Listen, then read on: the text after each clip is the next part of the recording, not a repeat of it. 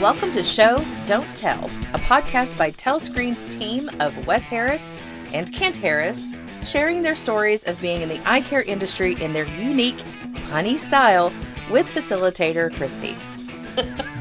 So it's time for another episode of Show, Don't Tell. And we can't show you that Kent is not with us today. Where is he? He had to take his son up to northern Kentucky to go look at an educational institution where he might be institutionalized for the next 4 years. Okay, so I knew coming over here before that Kent wasn't going to be here. We decided to go ahead and record an episode, just me and you, Wes Harris, and now your duo of Christy Smallwood. So, pun-free episode? Nope.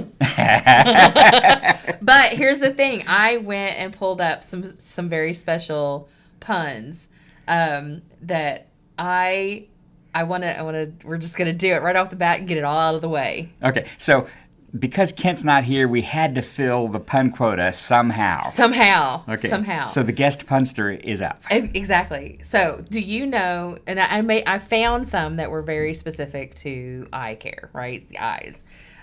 Do you know the alien that misses one eye? It's called Alan. What did the eyeball say when it tasted cheesecake? I have no idea. What did the eyeball say? That's to eye for. Let's see. What was the other one? Oh, as I handed my dad his 50th birthday card, he looked at me with tears in his eyes and said, "You know, one would have been enough." Again, total kid humor. Because people are like, what? When you're with your cross-eyed friend, do you ever wonder if they're seeing someone else? That's just wrong. Sometimes when I close my eyes, I can't see. And the other time, you've got a hole in your eyelid? Eye puns aren't puns. They're optical illusions. Illusions with an A, for those who missed it. Let's see. The phone wears a pair of glasses because it has just lost all of its contacts. Let's see. What do you call a deer with no eyes? Tell me. Come on, Wes. No. Tell me. You're not country enough. You got to be a little on the countryside to do this. What do you call a deer with no eyes? No idea. I'm taking my hat and going home. On that note, Pat is out. How ironic I can't lash out at you for not protecting my eyeballs because, well, you tried your best.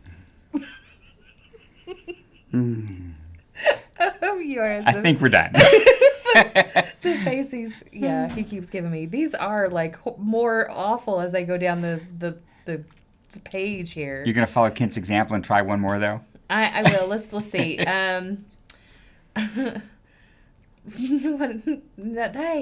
Let's see. Hold on. I'll just pick one. I haven't even read them all the way through. So let's see. Oh, because this one falls under 13 hilarious eye pun captions for Instagram. Mm-hmm. We may have to use some of these. We may have to.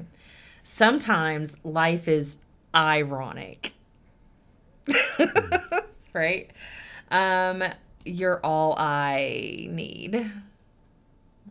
I got my eye on you. Mm-hmm. I believe in you. Yeah, we're going to have to use some of these. These are funny. Like, with the right images, mind you. The right images. With really, really good images so that people don't read the captions. Oh, here's the good motivational one. This will be great for one of those. Like, think of the older success pictures you would see in the doctor's office that has the motivational thing on the bottom. Everyone has two eyes, but no one has the same view. That makes a great success picture in the doctor's office. All right. Thank you for stopping by. Okay, that got about as many laughs as Kent's puns did, so good Like, job yay. meeting the standard.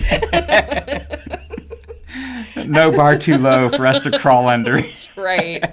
Okay, so now that we've gotten all that out of the way, where have you been? Because I know it has been very active. For those of you who follow us, you'll notice we haven't had an episode out probably for the last couple of months because it has been busy around here and a lot of great things are going on. And I know you've been in a lot of places, but the big one, are you going to talk about the big one first? The big one first, absolutely. Let's do the big one first. So,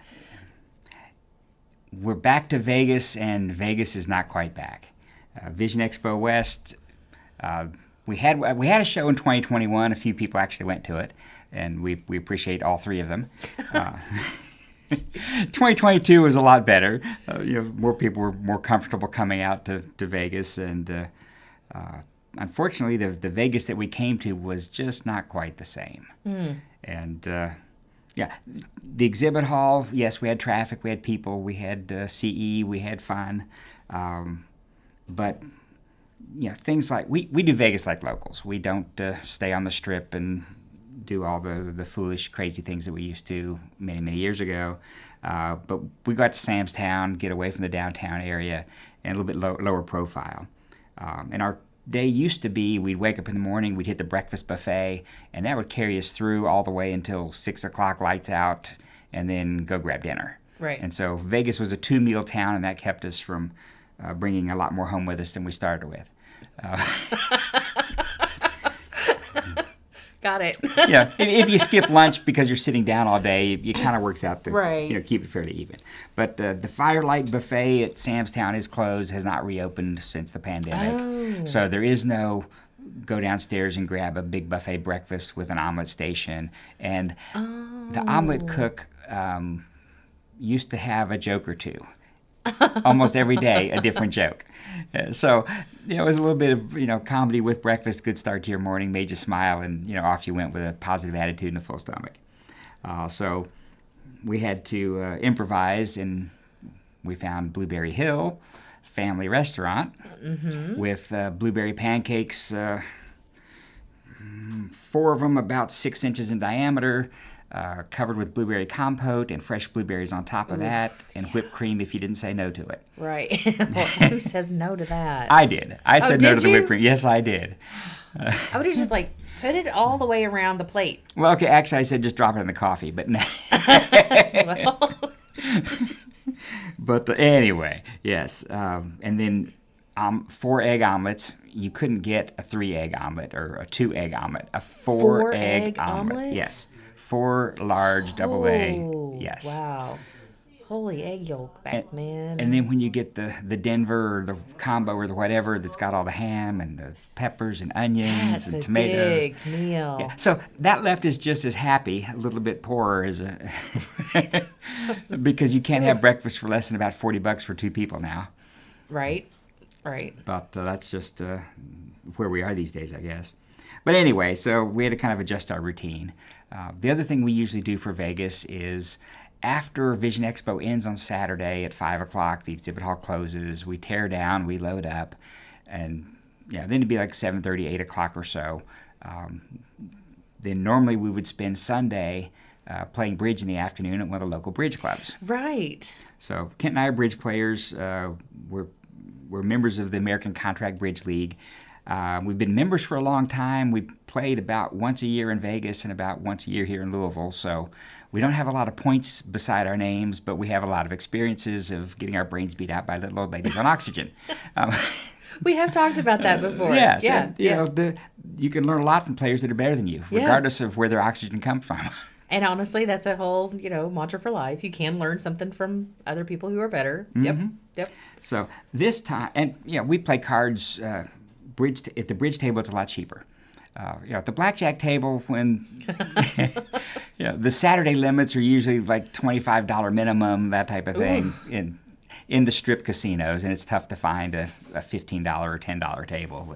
And Sam's Town back in the day had I think one table was a $2.50 table, $2.50 minimum. Okay, which- $2.50. Yeah. Okay, got it. But a $5, $10 table you would find in Sam's Town all the time, and maybe you sit down and play a little bit. But bridge is easy. For $11, you play for about 3 hours, and at the end you learn something. Oh, well, there you go. And this time we learned something, and we actually came in first East-West and won a 1.5 silver points. So, yay! But this time we didn't play on Sunday afternoon. We stopped set up on Wednesday afternoon and ducked out for 3 hours to go play, because the two biggest clubs, one in Vegas, one in Henderson, both of them, their leases were up in March of 2020. Oh. And they did not renew. Oh. Because the ACBL had canceled face-to-face bridge for the pandemic. Right. And obviously you don't want 100 people getting together Right. all at once and sitting 3 feet away from each other. So face-to-face bridge is coming back, but none of the clubs have started a commercial lease. And I guess too many people got used to playing online, so the bridge club business in Vegas is down significantly. Oh, wow. So there's live bridge Tuesday, Wednesday, and Thursday afternoon. That's about it. Wow. So we were... The things you don't realize change. Mm-hmm. Okay. Yeah. So we were happy to have a place to play, and it was a good game. But with the clubs closed, if you don't play Wednesday, I can't fly in Monday night to play Tuesday. That would be a little bit too expensive for a card game. But Right. At that rate, I might as well play blackjack. Right. But so we played Wednesday and then went back and finished setting up. So Sunday we just had to sit around and watch a little bit of football. Had to. Well, if you look at the cost of a flight on Sunday versus the cost of a flight on Monday, the difference in flight is more than the cost of our hotel room and food. Really? Yes. See, I haven't checked into any of those prices on that. Again, because airlines have cut the number of flights to Vegas because of lower traffic, and obviously they want to run full flight to make a profit. So you're looking at $400, $500 tickets on Sunday, and $200 on Monday. Wow. Yeah. Wow. Okay. So we stay over the extra day, and plus a day to decompress after. I mean, it's not doing the a trade bad show thing. idea at all. Just to kind of chill for a minute before you have to get up and go again. Right. Yep. So anyway, Vegas was different. The cards were good, and the theme of each show has its own flavor to it. This year it was cool or creepy.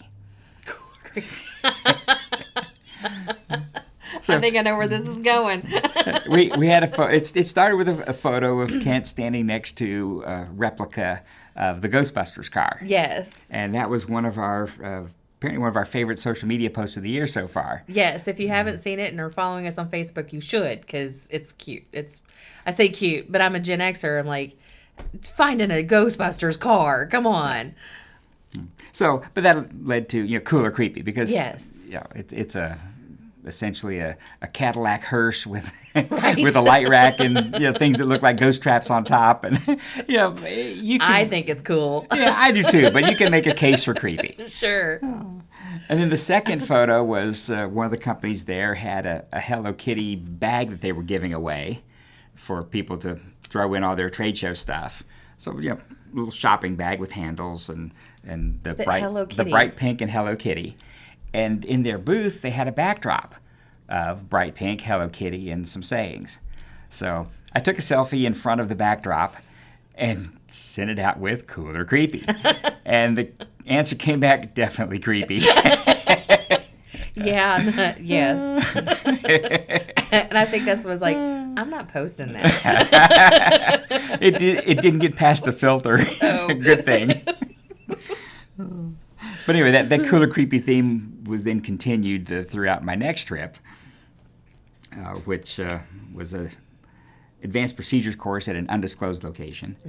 Again, a state that's not gotten scope expansion passed yet, so we don't want to blow their cover. We want to let them sneak up on it and prepare for it rather than pre-announce. But we did have more than 40 doctors who got 32 hours of quality continuing education in lasers and surgical procedures, suturing, Chalazion removal, all sorts of cool stuff, laser PIs, SLT, YAG caps. So part of our service to the profession is bringing equipment to these things so that the faculty can see what attendees are doing, and attendees can learn from each other. That's what makes continuing education the whole time, is there's always an opportunity to learn from someone else practicing a procedure. Right. That's our philosophy is, well, part of it comes from Pat being a professor for 50 plus years and lifelong educator, that if you raise the whole boat, then your fortunes will also rise with the tides. Yeah. And in this case, it's just part of what we do. When Nate Lighthizer calls us up and says, hey, what are you doing this weekend? And can you make it to this state? We say, yes, we can. How much equipment do you need? And then we get it there somehow and make sure the show goes on. And learning to pack differently. Every yes. Time. We had a couple incidents with shipping TVs, and most of the time it's fine, sometimes not so much. Yeah. So we had a few replacements this time. But that was the next trip, and we also had some photographs that fit the category of cool or creepy. Yes, that was interesting, because without any context behind certain photos, you would ask yourself, what is going on? Like, why what else is happening that we don't see? Why are they looking the way they are, and right. What are they doing? Yes. Because first glance, with no context, that's creepy. So maybe we'll inject a few of those into our channel from time to time, just to keep the Vegas theme going. But Vegas is usually an interesting time. We managed to find a Hawaiian place for dinner, and I'm kind of partial to the poke bowls and the fresh sushi and that type of stuff. So as your marketing person, so for those of you out there who use a marketing person and then they tell you to send pictures, so they have content in which to put out for your followers and your audience and things like that to keep in touch. And all I do is I'm sitting at home and I get these random food pictures of, poke bowls and blueberries on pancakes, and I haven't eaten all day yet. Sorry about that. And I'm so glad they're having a great time. Let me show you what we're having for dinner. Right. I still remember the very first time you sent me a food picture, and you guys were, I don't know, Colorado, I think. I don't know if you were on your way to something, you were there for something, I don't know. But you had a Western omelet. You were out west. It was a Western omelet. Denver for AOA. And I got this picture of a Western omelet. And apparently it also had a name specifically to that omelet. And okay. So Denver omelet. That's what that was. But it was the first time that you had sent me anything like that from off-site. I remember. I sent you the photo with the caption, "It's a here omelet." Yes. Because I was in Denver. And I'm at home. I'm like, I don't have a clue what I'm supposed to do with this one. So, help your marketing people out by extra context. So back to cool or creepy, context helps too. Yes. And, it's exhibit halls are fun. When attendees don't show up on Saturday because they have something better to do in Vegas, then we just go around and visit each other. Oh, yeah. So, that's always great networking time. Yeah. Well, and so this time I decided to check out technology from another customer from another company for a friend of one of my customers who was looking for, hey, if I'm going to look at telemedicine, what's out there? What could I use? And I came up with a few ideas. So I guess I was kind of like a personal shopper for for an hour or two. And I know you brought this up before we hit start on this show, but that also goes into the fact that you guys are trusted resources for your people. Yeah. It's somehow, I guess, over the past 30 years, we've developed a reputation as someone who can evaluate technology and figure out, hey, is this useful? Is it going to apply? How's it going to integrate with what I've currently got? How's it going to move me forward? Is there anything there? Right. Or is this someone else's vaporware, or is this the next great new idea and I need to jump in on this early? Right. Apparently we've gotten a reputation in a small circle, but a limited circle, but a reputation for being able to separate the wheat from the chaff and figure out, is this a good idea? Is it worth something? Is it going to change or improve my practice? What do you think about this new technology? Yeah, and on the other hand of that is you get to check out what all your competition's doing. Yeah, and it's the eye care equipment side is a strange industry, in the sense that nobody ever leaves it. You can try, but you just can't leave. So I'll see people that I've known for 20 years, and I'll have to figure out, okay, which name tag are they wearing this year, and whose colors, blue shirt. Okay, I think I know who they're now representing. Right. But it's part of the circus of eye care equipment. So it's a small world. Yep. Part of the adventure is running into people and the connections you make, and the idea that somebody who's working for one company now might work for you next time, or might want to hire you next time. You never know. Or their company might buy your company, as has happened to some friends of mine. So it's just good to keep in touch with each other and also network within the industry, know what's going on. Oh, absolutely. And the fascinating thing, the badge scanners. All the shows have an application, basically now it's an app on your phone to scan a QR code on a badge to get someone's contact information. Okay, yep.